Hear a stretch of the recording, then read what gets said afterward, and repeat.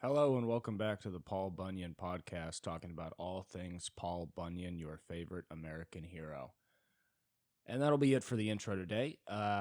Real bad news from the Lyden Thanksgiving. I was told by my uncle, who is an esteemed doctor, that he subscribes to my podcast. Gosh, great for the support, but is it really embarrassing to know that my family has listened to this podcast? You talk extemporaneously as a 24-year-old for an hour once a week, and you kind of hope nobody listens. I know I'm supposed to want this podcast to have fans, but I will say it is tough when there's only 30 people listening, and also your very smart and successful uncle and aunt. That's bad news, because if a million people were listening, it could be a really dumb podcast, which it is. But at least my family could go, well, somehow people like it and he's making money. So what can you say? You know what I mean? But when only 30 people listen, do you know what happens? Is that your family critiques the podcast, and they are 100% within their rights to, and that doesn't feel good. And it's not even mean stuff. It's just really good advice for making a podcast that somehow they have and I don't. I was talking about the intro. If you listen to the podcast before, you'll know that sometimes for 4 to maybe 30 minutes, I will pretend this is a different podcast about an insane topic such as Paul Bunyan. To me, it's just a small, fun way to start the show. Sometimes I don't have other stuff to talk about, and I'll really milk that for a while. And I realized that was an issue, because then it is a podcast that's already about nothing, but now it's like a made-up nothing. So there's really nothing to hold on to.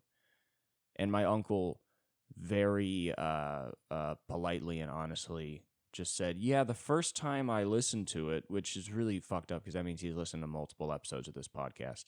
He goes, the first time I listened to it, I didn't know what was happening. And I didn't really get it. And I said, yeah, that has been an issue, that a lot of times when I will do jokes on this podcast, I will deliver them seriously enough that even if people don't think it's serious, the way I'm speaking is confusing, because they're like, all right, well, it seems like a joke, but he's just really been talking about it kind of forever. And I think most importantly, it's not funny enough to make a person go, well, this must be some sort of joke. Because they go, there's no way this is a joke. It hasn't been funny this whole time. It's just been untrue. What they don't know is that's it. That's all there is to offer is a lie. And that's what a lot of this podcast has to offer, is lies. Because a 24-year-old with no family or really, any financial responsibility is, a lie. I'm just sort of a walking lie. So to get on every week for an hour and try and tell the truth is tough, because my truth is not exciting. What did I do before this podcast? I slept in till 1 p.m. and then I set up the podcast, and then I thought, all right, let's speak to America, or should I say 15 people scattered across America, maybe one in Canada and Australia. I've also seen some viewers from Germany. What's so funny about podcasts now is like they're so worldwide and acceptable, and people find them in so many different places, accessible, I think I mean, that sometimes I'll check like the views, and there's like always like, the main percentage, the larger percentages are like America and a little bit of Canada and stuff. And then there's all these like 0.1% viewers, which just means like one guy listened for like 10 minutes and he's just like in India. I think a lot about that guy. I just think, how does this guy coming home from a busy day in Mumbai get on to his Android phone and somehow find the Cooper Lyden Is Alone podcast? Like, you would think that in America, like a guy like me who's on my phone too much would be finding these terrible podcasts that are like mine. And somehow I avoid them. Somehow I'm only seeing the hits, the bangers, the successful ones. But it's like, why in these other countries where I would say life is probably a lot harder, are they subjecting them to this? I mean, that can't be fair. You know what I mean? You live in India, and you know, where there's still a, you know, kind of a caste system, and a lot of people are still very poor, and you gotta make a life for yourself. And then also, when you go on your phone for some relief, they're like, well, what about this podcast that sucks? It's like, I don't know, why don't you, I don't know, maybe show them the Joe Rogan Experience. I mean, some people have issues with that podcast, but I think for the most part it's probably a little more entertaining than my podcast. And I know that he has, you know, gotten in trouble for spreading some, you know, kind of, you know, misinformation or stuff like that about COVID and whatnot. But even misinformation is more exciting and maybe even in some ways more respectable than just me lying about having a Paul Bunyan podcast. You know, there's at least some humanity there. He's at least telling you what he thinks. You know, I've had, I think this is a 49th episode. I don't really know if I've expressed myself. I think it goes too back and forth. It's either talking about very personal things or it's just purely just lying to people. You know what I mean? And it's a lot of lies. But, you know, Thanksgiving was okay. I showed up first to my mom's house. I have to go to 2 Thanksgivings. And I'll tell you what, you know, 2 Christmases can be a little fun. Different gifts, different vibes. The divorce life is not always terrible. But I'll tell you what, 2 Thanksgivings sucks. 2 Thanksgiving is not it's not a holiday for the divorced kids. It doesn't work. Because Thanksgiving, you just want to go to one house where everybody is, and whoever's the best at cooking the food is there to cook it. And you're in one place, and you get tired, you take a nap after, and you're at the same house for like 7 hours straight. That's a good Thanksgiving. What's not good is driving from my house or apartment, let's be clear, in LA to the Valley to stay there for like an hour or less, and then drive back to the Hollywood area to then stay at another house for like 2 hours. And there's a certain point where you're like, what are we doing this for? Because the answer is for family, is to see the family and to spend time with your family. But when you're spending time with your family like you're on a press run, you start to kind of wonder what the point is, you know? Where you're like, we're not going to be able to really chill out and have a good time because it's like, well, Cooper's here for an hour or so, and then he has to go because I don't love his father anymore. So he has to go and see his father, whom I no longer love, you know? There's something not very relaxing about that. I'll say that. You know, there's something that's not really in the holiday spirit. And yeah, if I'm being honest, the food at Thanksgiving was, you know, it was just Thanksgiving food. And you know, it's weird. It's like it was done well, but you know, it wasn't like what you're thinking of like classic, like bad white people, just like terribly bland stuff. It's like, it's, you know, elevated West Coast elitist white stuff where like it's not bad, you know, like there are rules followed, things are seasoned, but it just didn't hit. You know, it just did not hit me right in the kisser. There was a fun stuffing at my uncle's house. If you're listening, great stuffing, good stuff. But I had to go to a bar after. I didn't have to, but you know, in some ways, God told me I had to. After my Thanksgiving celebration, I met up with my friend, and we went to a bar near me because they have good wings. And I was like, I just need to eat a meal that I'm excited to eat and have it to be as exciting when I eat it.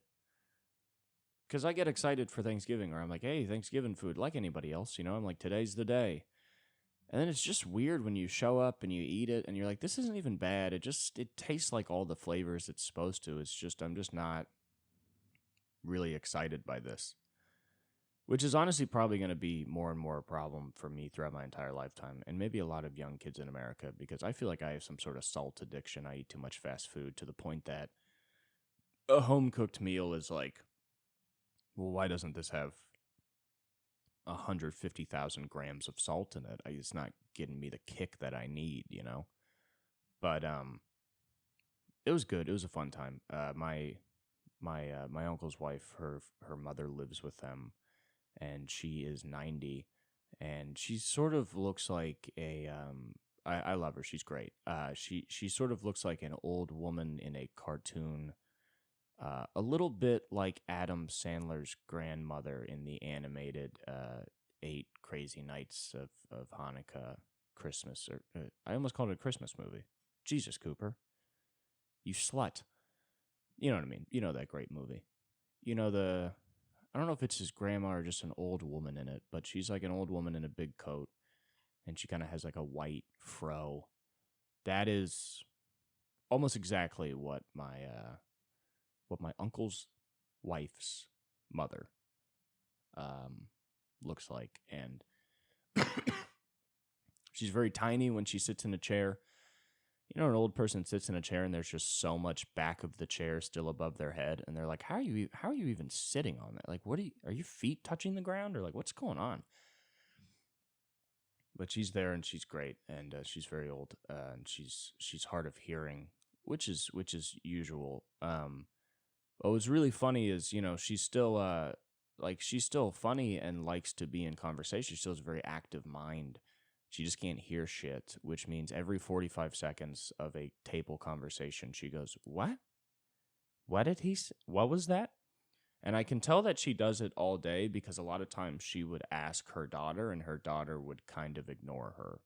And that sounds mean, and it's not, because the way that she would not answer every single "what were they talking about" question told me that you get 500 of those questions a day, to the point that you're like, you know, I'm just going to take a couple breaks on Thanksgiving, and mom is not going to know fully everything that is being said, because I'm trying to just enjoy a day off right now, and it's really hard to be an English to English translator to my mother. But yeah, just every 30 seconds, just, what? Who? And then sometimes, you know, what's funny is sometimes you tell her, but she's still old, so if a young person was talking, it might just be a reference that even when they hear the correct words, it's like, well, okay, so there was a band in 2007, and then that, you know, and then you gotta do a lot of explaining and stuff. And, you know, it is funny, because I think that's it's such a funny thing to be annoyed by, because I wasn't annoyed by it. I was just like, this is hilarious. What a hilarious way to speak, that like every 30 seconds somebody's got to like repeat themselves. And I guess some people would be annoyed by that, but it's also like, this is an older person who's not like dying. You know what I mean? Like, this is like, she's very old, but she's also the brain is still there to a point that it's like, this lady's going to be this lady could kick around for another decade, you know? If they still want to be in the conversation and have stuff to say, that is a lot of life force. You got to worry about your grandparents, that you're having a great conversation with your family for 10 minutes, and then you look over and your grandpa is staring out at the room, but somehow no one in particular, where like he's looking almost directly at somebody across from him, but no, he's not, you know? And you can tell he's thinking to himself, and sometimes he'll even smile and kind of enjoy himself. And that's like somebody who has just been like, listen, I can't talk to people anymore. It doesn't work. I don't know what the fuck's going on. I'm just going to think about all the faces of men I killed in Korea and sit here quietly, because when I talk about it, people get upset. You know, that's kind of a guy that's winding down. That's somebody that said, all right, I don't belong in this world anymore. Functionally, I can't really speak to people well. And ideologically, I have a lot of views that are apparently pretty fucked up, which has got to be a crazy feeling, you know, like to be that old and still be somewhat agreeable in the things you think is such a task that I don't think I will ever be able to accomplish. I already feel like some of the views that I have don't work. And I don't even know if I really like everything I think. I just think those things. And I think a lot of your, political alignment is like formed and changes from like 20 to 40. Like 20, like, some people are like a Democrat when they're 20 and a Republican when they're 40, or they're like, a Democrat when they're 20 and then like a hardcore Democrat when they're 40, or, things kind of get locked in by then.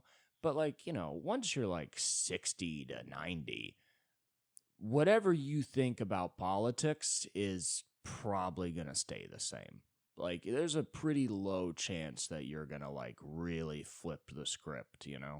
Like, I think Trump kind of got people to do that because he was so different that they didn't even feel like it was a new political change. Like, I think those people that love Trump, especially that are older, I think the reason they were able to jump on board so much is they didn't feel like they were involved in politics. Because I think the reason a lot of people's political alignments are kind of set at like 20 to 40 is eventually I think it gets a little monotonous. You get a little bored with it. I know I'm a little bored with it. Even though as terrible and as far reaching and horrific as so many things are nowadays, there's still an extent to where it just feels like the same thing. Even if it's evil, it's just the same thing. So I think eventually you just go, okay, this is my view on things. It's all bullshit, or I'm hardcore this, I'm hardcore that, and I'll just stick that, and we'll just kind of ride it out.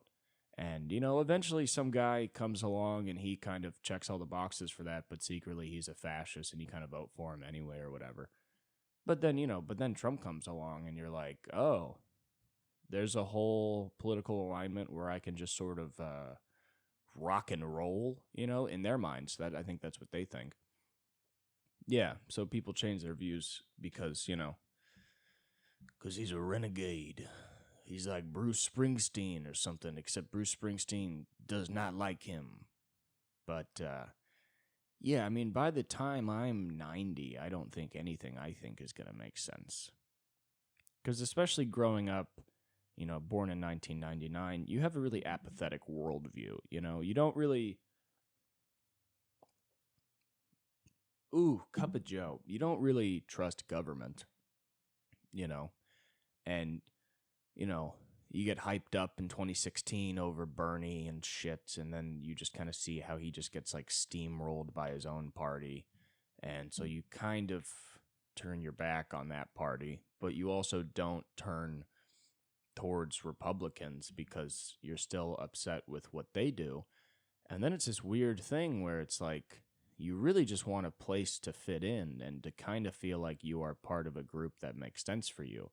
But then everywhere you turn, you're like, okay, so they steamrolled Bernie and they suck, and Obama still dropped a bunch of bombs on other countries and is kind of a war criminal just as much as George Bush, so that sucks for the Democrats. That doesn't work for me. And then you turn around at Republicans, and you're like, oh, man, you guys are still doing the same shit you've been doing for the last 30 years or whatever since Reagan of just fucking trying to fucking kill everybody, but much more upfront about it. Jesus Christ, I don't want to do that either.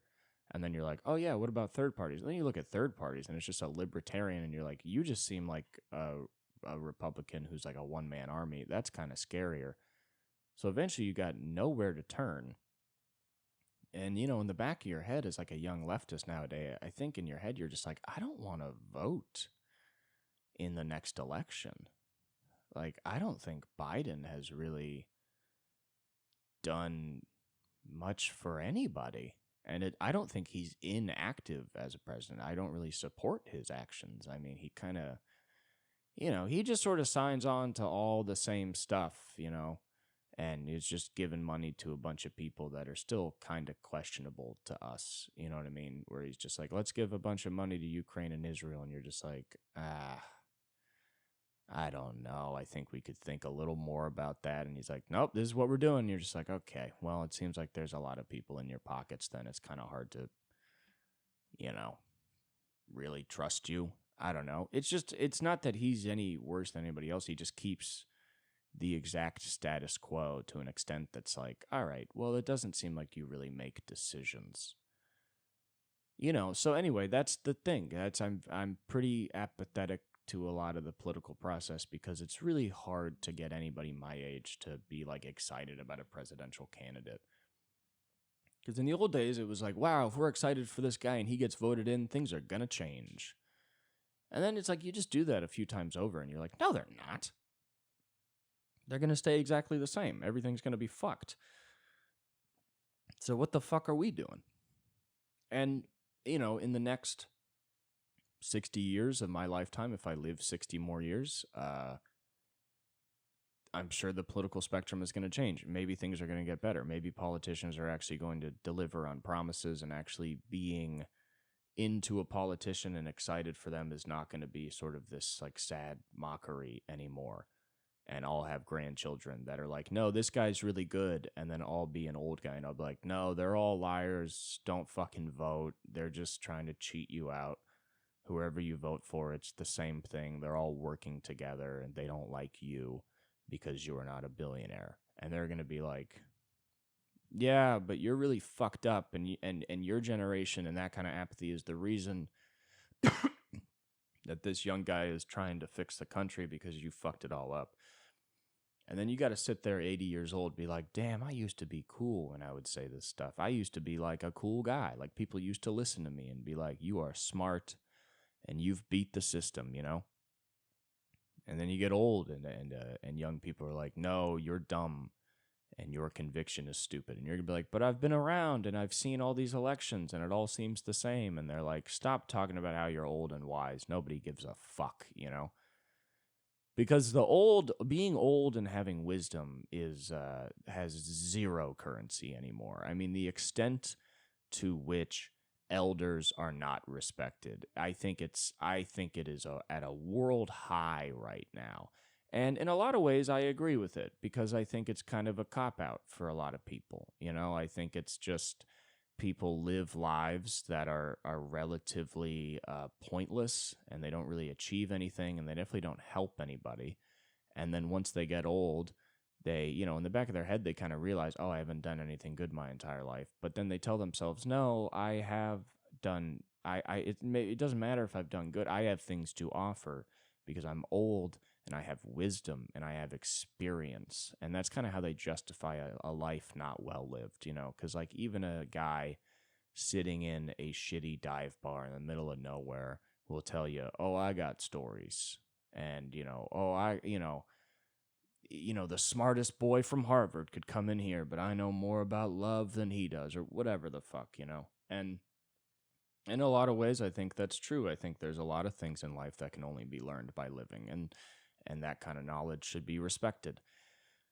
But, also, we have a bunch of fucking old people running our country right now, like legitimately old fucking people, like insanely old people, like probably the oldest our leaders have ever been. And it's not going well. So this sort of like elderly as a prerequisite to knowledge is really kind of out the window. And nobody gives a fuck about it. To the extent that if you are old and do have good stuff to say, people are still going to be like, would you just shut up? Because you didn't fix it when you were younger, and you're not going to fix it now, and you're sitting in your old person chair trying to tell us what to do, and it's just not working, It's tough to be, I don't know. I feel like there was something where like in the 50s, if you were like, 80 or something, people would be like, wow, this is a smart guy, and they wouldn't like ask about your past at all. Like they wouldn't think about like, well, where were you when that happened? You know what I mean? Or let alone you're like 80 and like, 1920, and people are like, where were you in the Civil War? Like they never, were they asking those questions? I don't know, probably about the Civil War. But nowadays it's like you just get fucking audited, where like Nancy Pelosi would be like, I have always fought for freedom. And they're like, well, this is you voting against gay marriage 10 years ago. And it's like, shit, fuck, shit. Shit, You get audited really quick. All of your actions are recorded, and they're, and it's like back in the day, there was an option to do that, in that you could have asked. Like there's not photos and videos of every politician's move in 1950, obviously, but there are records of some things, you can pull an audit, but it just seems like people didn't really do that. Like this is kind of the age of auditing. This is really the age of like, what were you doing in 2006? And it's like, shit. So you really got to keep a good face, you know? Like it's interesting the way the world works now, where like I could never run for president because of this podcast. And even if I went to Harvard Law and passed the bar and was an esteemed judge and then became a senator, whatever, as long as I have this podcast, I cannot be the president. I could have more qualifications than Obama. But if you find this podcast and I speak the way I do, that's it. There's no presidential office for you. And, you know, that's going to be an interesting future to live in because there are so many kids my age that release some kind of online content. And, you know, even if it's not very opinionated or whatever, it still is going to haunt them forever. Like, just, you know, like you're just, you know, you're trying to run for mayor and they're like, did you used to go up to people in New York City and ask them what fashion they're wearing? And you're like, yes. And you were like a guy with 500,000 followers and you were doing all these like kind of fit checks and stuff. And it's not even bad. You're just asking about fashion. But then you're marked as like fashion boy or something. And they're like, is this the guy that's going to lead us? The guy that spent his early 20s running around New York asking people about their Rick Owens pants, you know? And then that's just kind of who you are. Because also, I think people forget this, that it's like in the old days of fame when it was like TV and movies, whatever your biggest thing was who you are. That's just who you are. Like the guy from Honey, I Shrunk the Kids, I should remember his name. He's quit acting to raise his children after his wife died. What a guy. But that's what that guy, Rick Moranis. When I think of Rick Moranis, I think of, you know, Honey, I Shrunk the Kids. He's also in Spaceballs. He's also in a lot of stuff. He's usually a goofy guy in movies. I'm sure maybe there is a more serious movie that Rick might want to be known for. If people walk up to him on the street and say, I love that, they might want to, he might at least sometimes want him to say the one drama he did, but they won't. They're going to say, Honey, I Shrunk the Kids, you know? And there's much, you know, better examples, you know, just Jaleel White, Steve Urkel, Family Matters. Jaleel has been in tons of different movies, but he is Urkel. That's what he's known for. That's who he is. And actors, I think, understand that. I think what some people don't understand, especially online content creators, is if they get famous for being the guy that drank so much milk he puked, or real example, that one girl that put her own used tampon in her mouth, that's her thing. That's who she is. And there's nothing you can do to wipe that away. So it's like whatever you're doing on Instagram, you know, even if it seems stupid, if you're embarrassing yourself at all and it gets big, that's who you are. And a lot of those people, I think, because they're not actually in like a Hollywood ecosystem, because they're just like some person in Iowa that kind of blew up, they don't really get that. And they get really ambitious and they'll be like, now I'm starting a clothing brand, or now I'm doing this, or now I'm trying to expand it. And people really kind of hate you immediately because they're like, oh, shut up. You're the tampon girl. We're not going to buy your face cream or whatever. And you're like, but I have all these followers and all these people know me. And they're like, yeah, for that. Not for the fucking new thing you want to do. What's wrong with you, you know? And it's the same with like, you know, OnlyFans, and it's just sort of like every single person has some sort of stamp on, you know, these servers that will outlive our entire populace. And I wonder what all these people want to do when they get older, because there's something interesting about like online content creators, like some like young frat boys that like do funny stuff around their campus and they blow up. It's like, well, that's cool, but then sometimes those kids drop out of college because they're like, well, the Instagram shit's going so well, I don't need to go to college. And it's like, well, listen, I'm not going to tell you that college degree is going to give you a good life. Statistically, it probably won't. But I can guarantee you that this Instagram thing it's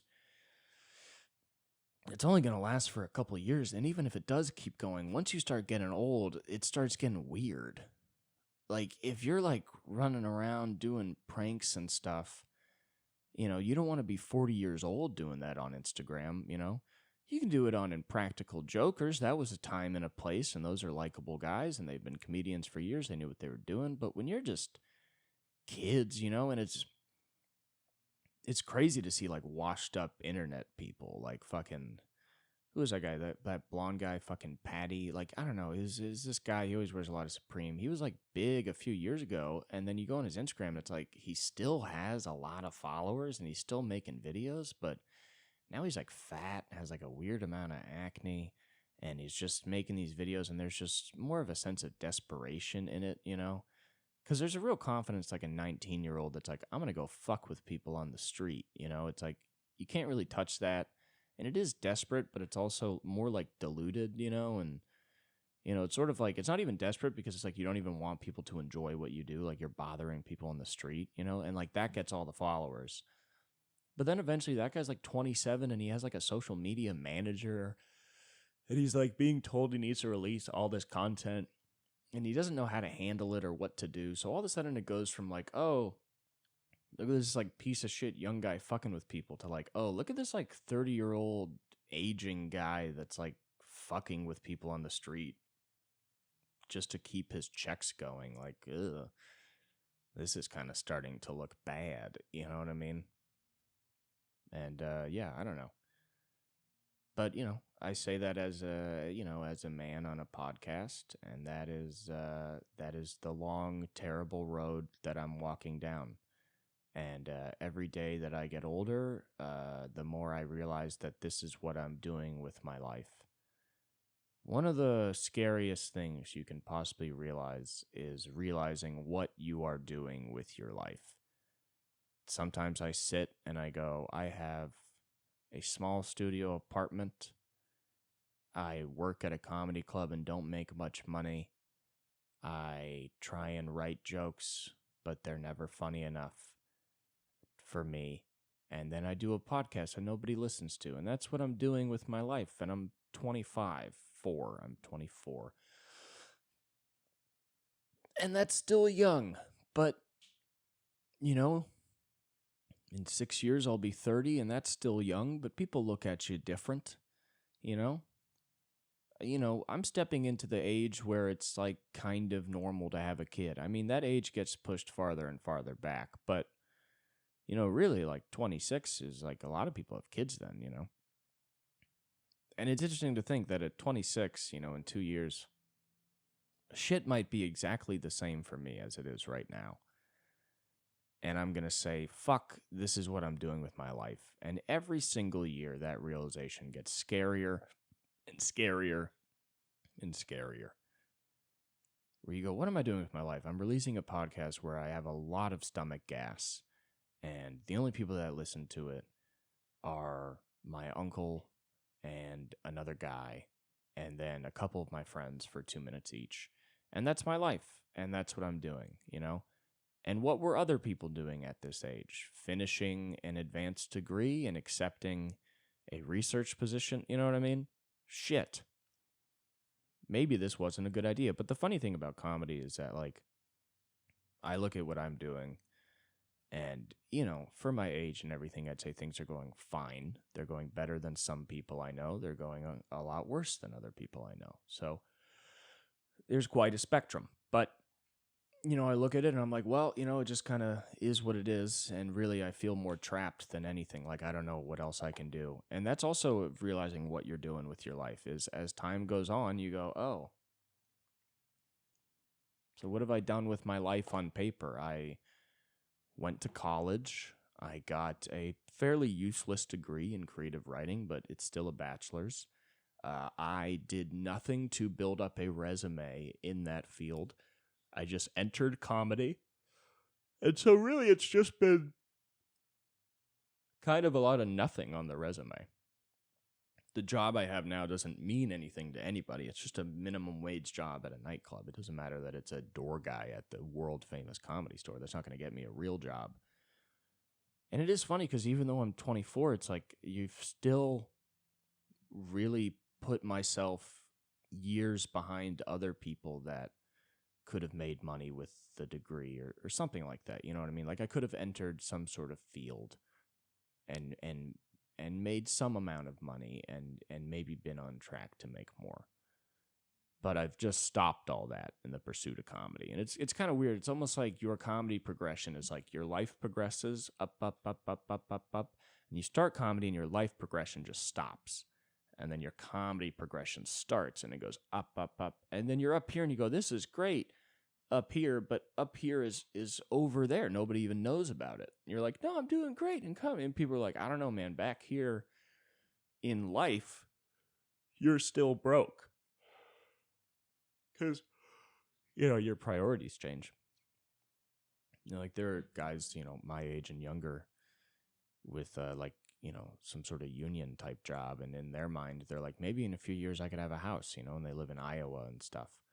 And in comedy, you kind of forget about all that, where you go, you don't even think about buying a house or having money. You just go, I'm in at this club. This was so hard, practically impossible. Look at all this work I've done. And it is, when you're in it, it's a lot of work and it's not easy and it's tough. But that doesn't matter. You know what I mean? That's just one of many small things that will lead to a big career, and you kind of forget that.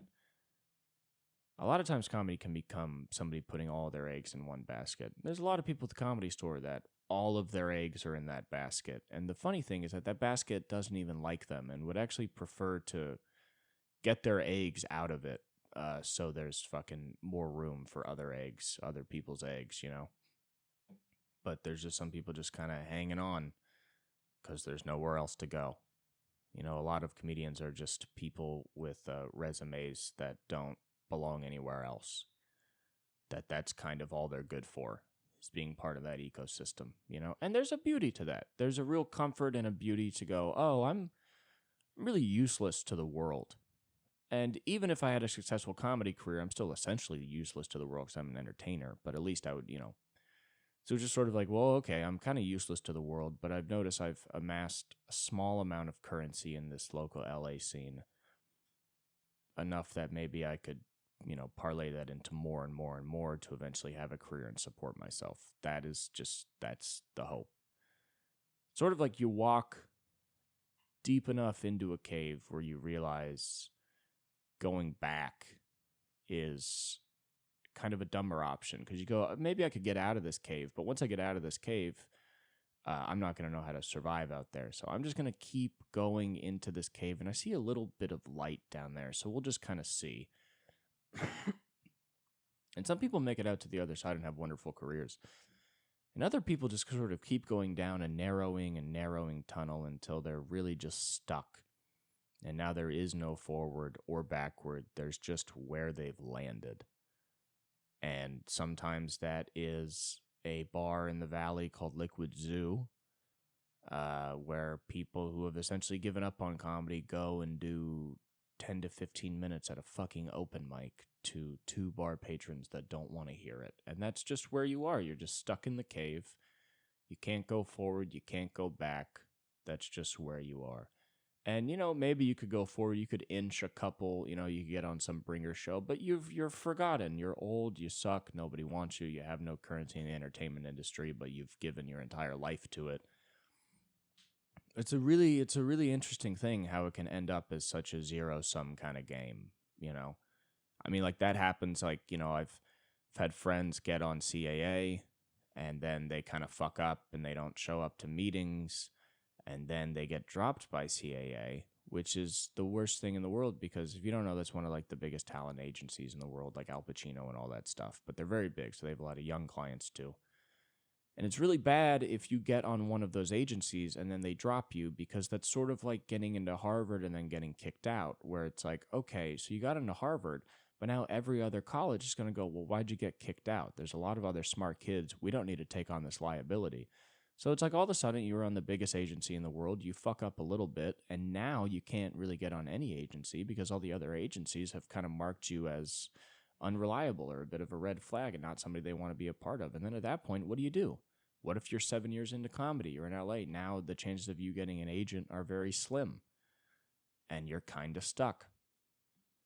One answer is that, maybe you build up some sort of online presence, and then you have a certain type of currency to where agencies can look back on your past mistakes and go, well, we'll overlook those because right now this guy can sell out a fucking theater, so let's sign him and make some money. And, and that's the good part of comedy is that when I talk about you can't go forward anymore, that's not really true. There's a lot of different avenues. You just have to be willing to find them, And I think sometimes comedians find them when they do feel stuck, Like Louis C.K. was, 10 or... Yeah, he was like 10 or 7 years into comedy, and he talks about how, he had a kid. He'd been doing the same hour for so long, and he just hated it, and it sucked, and it wasn't honest. And then finally he went on stage and started sort of telling the truth about how he feels, and people really related to that. And even though he was really stuck, all of a sudden the walls in front of him started kind of breaking off and getting weaker, and he was all of a sudden crawling through until, holy shit, he's on the other side. And I think that's got to be a really interesting feeling, because you go, man, I left the light so long ago to go into this cave, and then I've been really just stuck in darkness. But somehow another, a kid came in here and some life came in here and really widened the walls, and now I'm just sort of moving, And I think in some ways that's almost what a good comedy career is. I think there's something kind of unappealing about somebody that waltzes into the dark cave and then just sort of keeps waltzing, and why is it not getting smaller, and what the fuck, they already got to the other side, and holy shit, why did that happen so quickly, But the thing is I don't know. They find a different tunnel that leads them to a different place that looks like some nice outside stuff, but there's a lot of poison ivy where they are now, and they don't know that they're kind of waiting in a death trap. And all of a sudden, somebody's going to push them back in the cave, and then you say, I can't go back. And they go, well, you don't belong out here anymore, There's a lot of different parts to it, I mean, it's tough too, because I look at what I do, and I'm like, I think this could be appealing. I think this could be funny to people. I think this could be something eventually to make money off of. I also don't think it's something that I will be successful for anytime soon. And so I want to stick it out.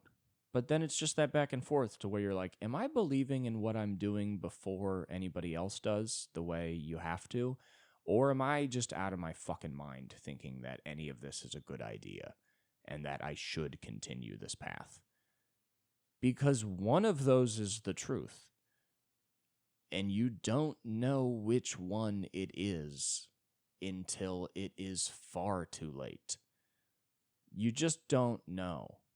And especially you don't know if you failed in comedy because, some people make it when they're 50. And it's like, I started when I was 17. So if I'm 50 with no more success than I have right now, it's like, fuck. The obvious answer is, okay, this hasn't worked out. But then there are these weird outliers that are not like the rest of us, but keep the rest of us going in a good and a bad way. And yeah, I don't know. They say you got to know when to fold them, but sometimes it's like, I don't know. I think sometimes success in comedy is kind of not knowing when to fold them, is kind of putting in more chips, when you've already ran out of money, when you now owe the casino money, and just going, no, I'll hit soon. Don't worry. I'll fucking hit. But really, you don't even say that. You go, I don't know if I'm going to hit. I just know I just need to keep doing this. But I think that's what helps. The only really comfort I have in my comedy career is that the first time I did stand-up comedy, I said, I think I can do this for the rest of my life. And I know that means a lot of bad stuff. I know this won't be glamorous. I know it could end up with me sad and alone in Van Nuys. But I like doing this so much that I am sort of willing to commit to that dark, scary cave of unknown stuff. And, I think in some ways that's almost stupidity. I think in other ways it's conviction. I think sometimes stupidity and conviction can kind of go hand in hand, and you kind of need a little bit of that stupidity, But then the problem is like I'm stupid, but I also overthink, so it's just a dumb guy trying to destroy himself for as long as that takes until something happens, But really, I got to stop destroying myself so something can fucking happen, because nobody's going to come along and pick me up and give me a good life. I have to do that myself, which sucks because that means I have to rely on myself. And I got to say, I am a C+ at best right now as a broadcaster and entertainer, not bringing the biggest hits to the table. But, life is funny. You know what I mean? Tiffany Haddish was arrested for a DUI yesterday on Thanksgiving. And do you know what she was doing during the day? She was at the Laugh Factory handing out free Thanksgiving meals to anybody that wants to come. That's something to do with the Laugh Factory. So homeless or just poor comics or whatever can come and they can get a meal if they don't have a family to go to. And I think that should be mentioned in court. And I'm not a humongous Tiffany Haddish defender. She's never been particularly nice to me, and I don't know if she's ever tipped me when I've parked her car, and I'm not the biggest fan of her stand-up. But hey, nonetheless, if you're out there feeding homeless people, I think you can have a few beers and drive home after, because you did good, That's what I would say. I think that would actually be so funny. You get pulled over for drunk driving. I saw the pictures. I think it was still kind of daylight. She got pulled over for drunk driving, and they're like, "Where are you coming from?" And you got to be like, "I was giving out food to the homeless." I mean, that's got to sound worse than just family, because you say that and they're like, "No, the fuck you weren't." You're like, "I fucking swear. Go back to the Laugh Factory and ask them. I was there and I was feeding homeless people." And they're like, "No, you weren't." And you're like, "Go ask the homeless people." And they're like, we don't do that. I don't know. Is there any place you could be coming from that could get you out of a DUI, even if you were clearly drunk? Like, you're driving home and you're drunk, and they pull you over, and they're like, "Where are you coming from?" And you're like, "I just killed a bunch of pedophiles that were trying to hurt a little girl." And they're like, "Really?" And you're like, "Yeah, man, I just raided a pizza shop." But then they go there and they realize you just killed somebody in a pizza shop because you thought Hillary Clinton worked there, and they don't, Then you got to go to jail. Which is bullshit. But, nonetheless, I don't know. Maybe if you came from building a school or something. I'm sure actually, I wonder if construction guys ever do that. Where they just happen to be on a job site for a kind of a good thing, like a children's hospital, but then they got hammered. They drive home, get pulled over. They're like, "What are you doing?" You're like, "I was building a children's hospital." And they're like, "You're hammered." And you're like, "Yeah, it helps me work and help the babies. Don't you want to help the babies?" And they're like, "Damn, good point. But I don't know. So Thanksgiving sucks. Don't have kids and get divorced, because then they have to go to 2 Thanksgivings. And it's not sad. It's just fucking annoying. Anyway, this one's going to be a little shorter. I got tummy ache. Thank you so much. Bye-bye.